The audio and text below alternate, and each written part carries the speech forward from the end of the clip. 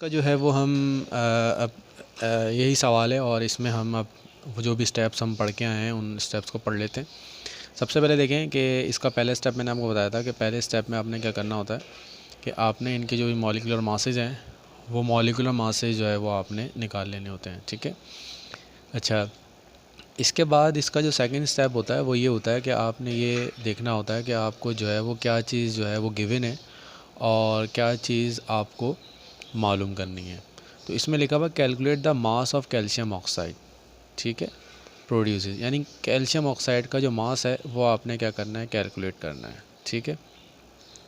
When 25 gram of calcium carbonate is heated, यानी 25 ग्राम जो है वो आपने कैल्शियम कार्बोनेट की क्या करें, हीट करें। अब स्टूडेंट पहली चीज़ हमने देख ली।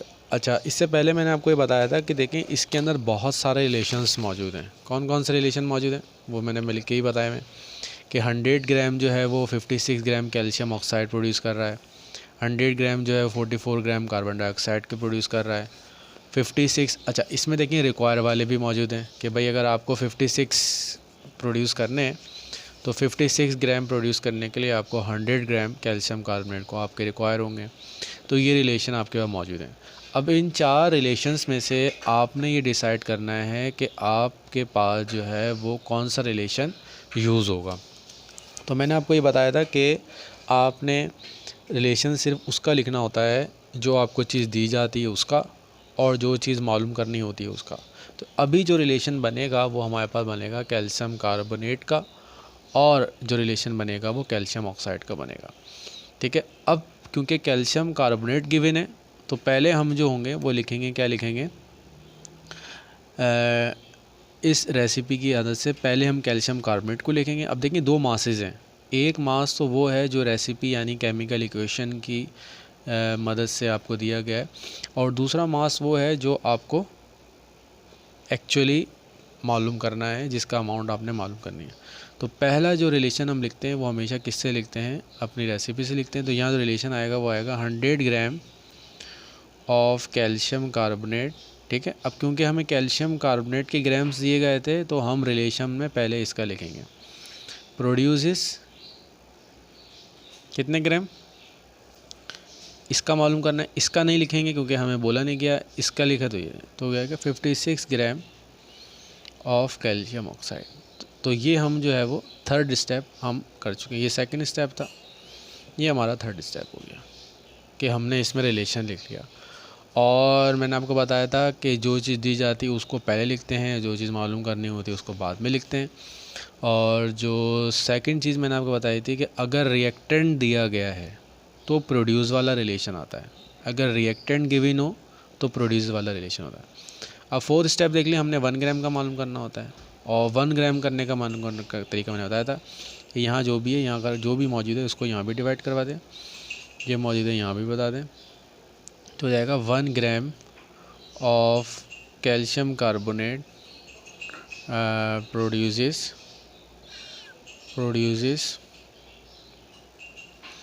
56 divide by 100 gram of calcium oxide. ठीक है। अब ये हो गया। अब फिफ्थ स्टेप 1 ग्राम, अब जितने ग्राम का मालूम करना है, अब हमें बोला कितना गया, 25 ग्राम का बोला गया, तो हम लिख देंगे 25 ग्राम ऑफ कैल्शियम कार्बोनेट प्रोड्यूसेस, इसको हम जाके मल्टीप्लाई करा देंगे।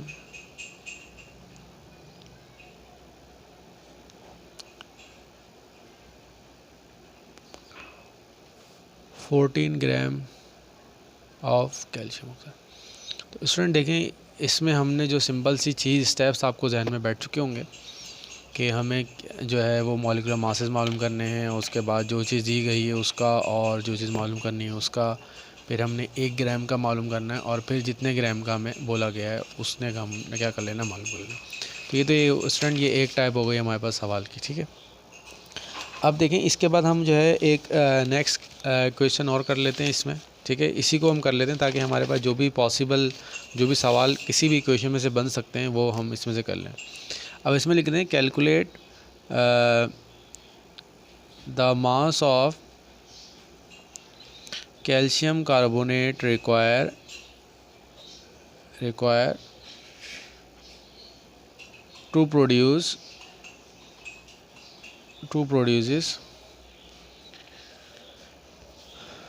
100 ग्राम ऑफ कैल्शियम ऑक्साइड।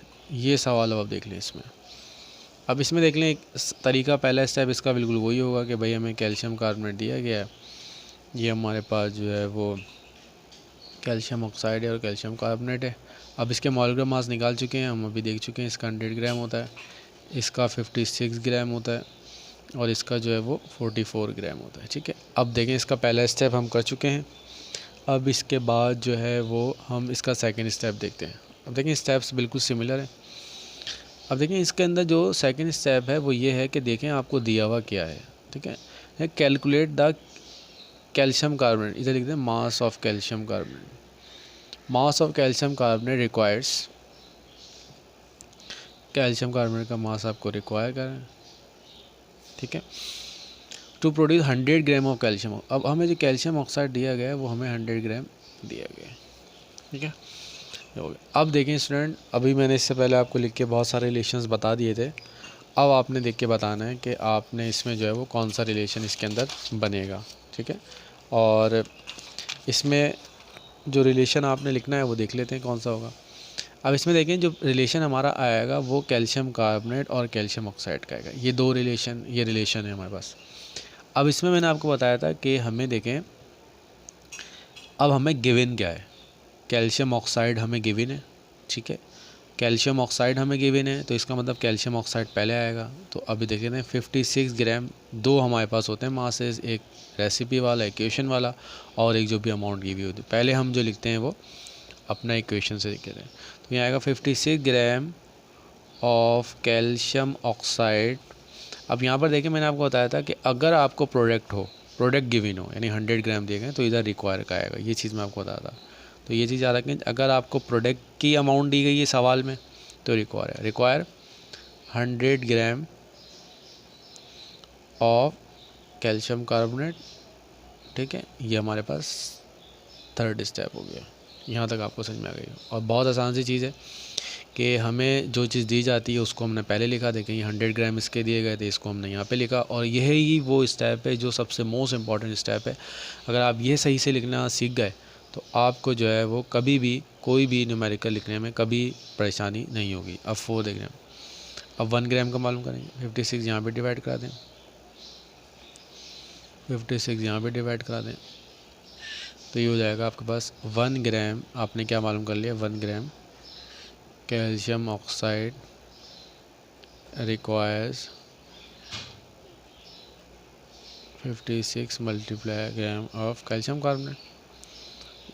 और अब कितने ग्राम का मालूम करना है, अब हमें मालूम जो करना है वो 100 ग्राम का मालूम करना है। तो अब 100 ग्राम से क्या करेंगे, फिफ्थ स्टेप 100 ग्राम ऑफ